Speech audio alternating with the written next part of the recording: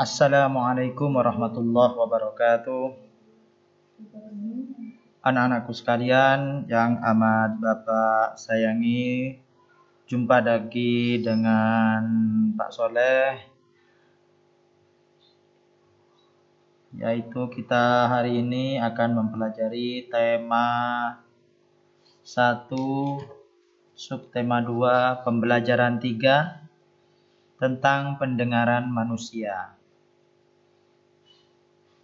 Yang mana pendengaran manusia ini pada pembelajaran 3 ini akan mempelajari tentang muatan IPA dan muatan bahasa Indonesia ya anak-anak. Kita lanjut saja pelajaran pada hari ini, yaitu tentang pendengaran manusia. Bagian dan cara kerja telinga. Telinga merupakan salah satu panca indera, yang mana telinga ini biasanya ada beberapa fungsi. Fungsi telinga yang pertama sebagai alat pendengaran dan yang kedua sebagai alat keseimbangan tubuh. Jadi telinga selain sebagai alat pendengaran, alat untuk mendengar, telinga juga berfungsi sebagai alat keseimbangan tubuh kita. Telinga ini terbagi menjadi 3 bagian. Yang pertama telinga luar, yang kedua telinga tengah, yang ketiga telinga dalam.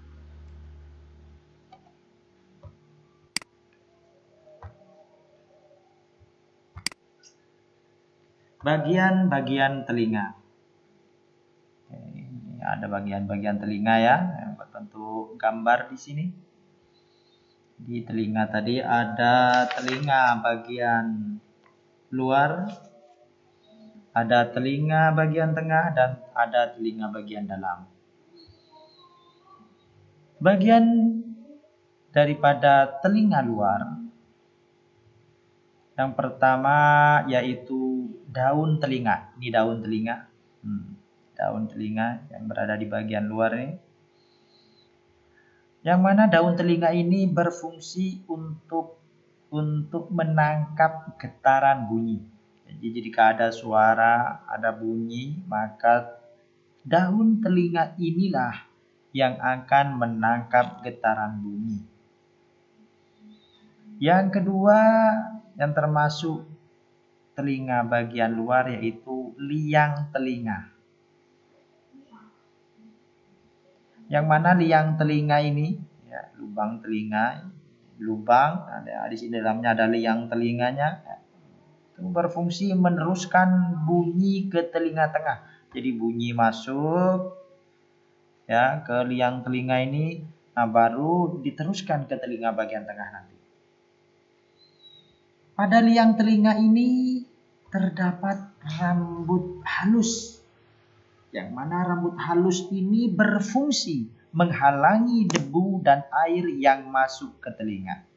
Nah, ini adalah telinga bagian luar. Sekarang kita masuk ke telinga tengah. Telinga tengah, nah, dari liang ini tadi, nih ada yang namanya gendang telinga. Gendang telinga ini berfungsi menerima getaran bunyi dan meneruskan ke tulang-tulang pendengaran. Jadi menerima getaran bunyi dan meneruskan ke tulang-tulang pendengaran. Nah ini tulang-tulang pendengaran. Jadi tulang-tulang pendengaran ini termasuk telinga tengah.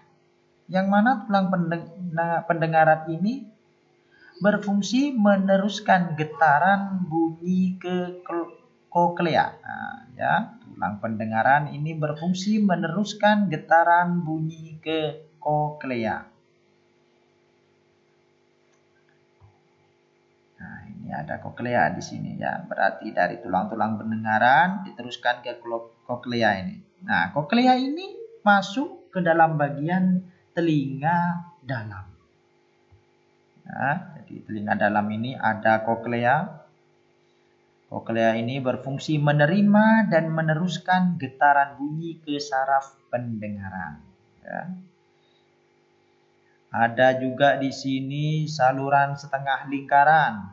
Saluran setengah lingkaran ini membantu dalam mempertahankan keseimbangan tubuh.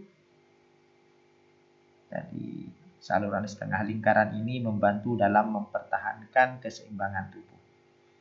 Ada juga ini saluran Eustachius, menghubungkan ruang telinga tengah faring.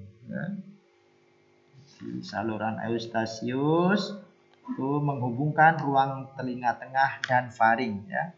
Menghubungkan ruang telinga tengah dan faring. Faring adalah bagian yang menghubungkan mulut dengan kerongkongan. Yang menghubungkan mulut dengan kerongkongan itu namanya faring. Ya. Dan yang terakhir, telinga bagian dalam ini adalah saraf pendengaran. Yang mana saraf pendengaran ini berfungsi meneruskan bunyi ke otak. Sehingga bunyi yang masuk dari sini bisa diterima sampai ke otak. Nah, jadi itulah proses atau cara kerja telinga dari bagian luar ke bagian dalam. Proses mendengar bunyi, bisa saja kita ambil kesimpulan dari gambar tadi, dari penjelasan tadi, proses bagaimana bunyi bisa terdengar dan direspon oleh kita.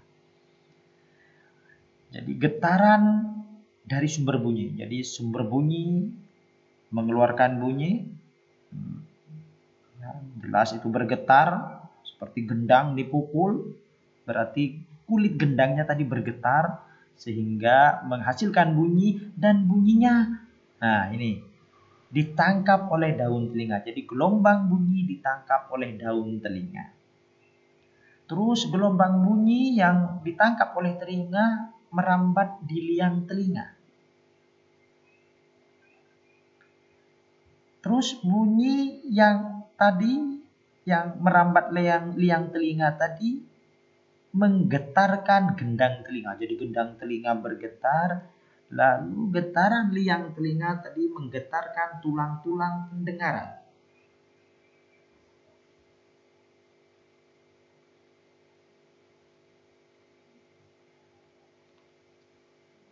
Nah, jadi getaran ini bukan liang telinga, jadi bunyi menggetarkan gendang telinga.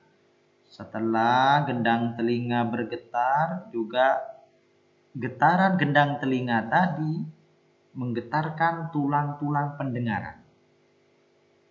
Baru koklea menangkap getaran dari tulang-tulang pendengaran dan mengirimnya ke saraf pendengaran. Saraf pendengaran mengirimkan rangsangan bunyi ke otak. Otak menerjemahkan bunyi yang didengar. Itulah proses mendengar bunyi pada telinga manusia. Kepekaan telinga sebagai indera pendengar. Telinga manusia dapat mendengar bunyi dengan frekuensi 20 sampai 20 ribu Hz. Ada orang yang dapat mendengar bunyi lemah atau pelan, dan ada juga orang yang dapat mendengar bunyi kuat atau bunyi keras. Indera pendengar yang baik dapat mendengar dengan jelas asal sumber bunyi dan tinggi rendahnya bunyi. Sekarang memelihara kesehatan telinga. Telinga kita perlu dirawat kebersihannya agar tetap sehat dan berfungsi sebagaimana mestinya. Cara merawat telinga yang pertama, bersihkan telinga bagian luar secara teratur menggunakan kapas yang bersih. Jadi dibersihkan dengan kapas, ya, yang bersih. Jangan menggunakan sendok, ya, atau menggunakan jari, ya. Apalagi menggunakan lidi, wah, bisa tertusuk nanti gendang telinganya. Yang kedua, jangan mengorek-ngorek telinga karena dapat mendorong kotoran lebih dalam. dan kotoran akan semakin menumpuk. Jadi nggak boleh ngorek-ngorek telinga, karena itu bisa mendorong kotoran lebih dalam lagi. Sehingga karena masuk ke dalam, kotorannya akan semakin menumpuk. Kotoran yang menumpuk ini dapat mengganggu pendengaran. Ya, agak-agak tuli sedikit kadang ya. Mengakibatkan robeknya selaput gendang telinga. Jika kotoran telinga banyak, pergilah ke dokter THT, yaitu dokter telinga, hidung, dan tenggorokan untuk dibersihkan. Jika ada suara memekakkan telinga, segera tutup kedua lubang telinga agar gendang telinga tidak rusak. Itulah 3 cara merawat telinga agar telinga kita tidak berubah fungsi atau kehilangan fungsinya. Sekarang kita lanjutkan yang muatan bahasa Indonesianya. Kalau tadi muatan IPA, sekarang muatan bahasa Indonesia, yaitu tentang gagasan pokok dan gagasan pendukung dalam bentuk diagram bagian 2. Suatu teks terdiri atas beberapa paragraf. Jadi teks cerita itu biasanya terdiri dari beberapa paragraf. Ada sampai 3 paragraf. Setiap paragraf memiliki gagasan pokok dan gagasan pendukung. Jadi setiap paragrafnya itu ada gagasan pokok dan gagasan pendukung. Diagram gagasan suatu teks dibuat sesuai jumlah paragraf dalam teks tersebut. Itulah pembelajaran kita pada hari ini. Kita tutup dulu pelajaran pada hari ini. Ya, tentang pembelajaran 3, yang mana membahas tentang pendengaran manusia, yaitu telinga dan cara merawatnya. Tadi juga membahas tentang gagasan pokok dan gagasan pendukung. Terima kasih atas perhatiannya. Bapak doakan kalian semoga selalu sehat walafiat, semangat belajar. Dan jangan lupa melaksanakan sholat 5 waktunya beserta sholat sunnah yang sudah diajarkan dan pembiasaan di sekolah. Terima kasih. Wallahul muwaffiq ila aqwamit thoriq. Assalamualaikum warahmatullahi wabarakatuh.